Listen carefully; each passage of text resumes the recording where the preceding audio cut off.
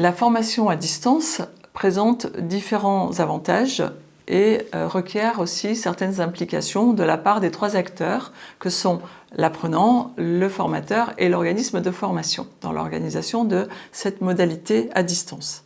Donc on pourra dire que pour l'apprenant, les avantages vont être que l'apprenant va pouvoir travailler à son rythme, qu'il va pouvoir donc organiser ses apprentissages et sa formation en fonction de ses contraintes, en prenant en compte les horaires, il aura moins de déplacements, etc.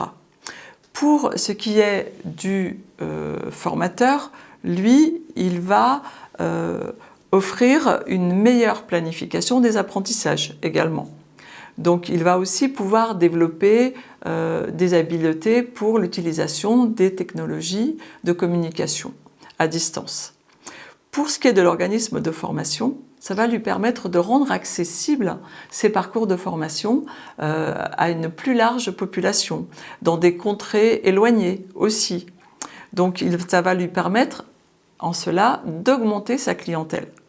Et il va aussi pouvoir offrir une meilleure organisation de la charge des formateurs, puisque quand il sera sur de la formation à distance, peut-être qu'il pourra augmenter le nombre de personnes et il pourra également aussi se passer de formateur lorsqu'il sera sur du e-learning. Donc ça, ce sont, on va dire, globalement, quelques avantages. Vous pourrez en découvrir bien d'autres sous cette vidéo, chapitre par chapitre, pour l'apprenant, le formateur et l'organisme de formation. Parlons maintenant des implications. Pour l'apprenant, cela va impliquer certaines habiletés dans sa communication. Cela va également lui demander de développer des habiletés aussi techniques. Cela peut aussi susciter chez lui des frustrations, si jamais il rencontre des problèmes techniques. Donc il va falloir qu'il jugule ses frustrations et qu'il aille demander de l'aide au support technique, par exemple, ou qu'il se fasse aider, puisqu'il sera seul.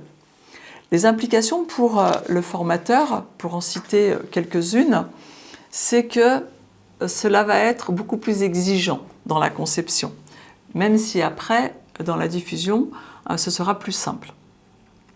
Et puis, parce qu'effectivement, il ne pourra pas compenser par sa posture en présentiel. Donc, il faudra vraiment qu'il mise vraiment tout sur la conception, le contenu, les supports partagés, les outils numériques utilisés. Donc, cela va exiger forcément des habiletés techniques et pédagogiques beaucoup plus élevées. Ensuite, pour l'organisme de formation, eh bien, cela va nécessiter davantage de ressources financières pour la mise en place.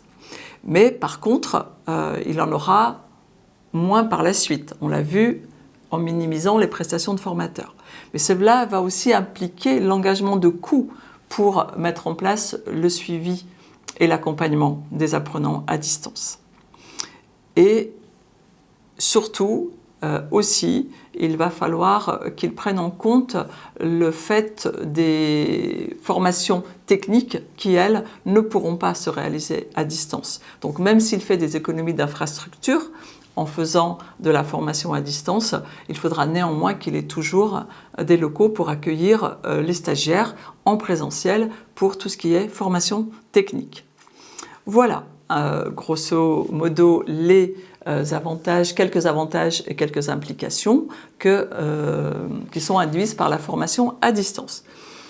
Je vous invite à lire plus en détail donc sous la vidéo. Vous en aurez d'autres que celles que je vous ai citées.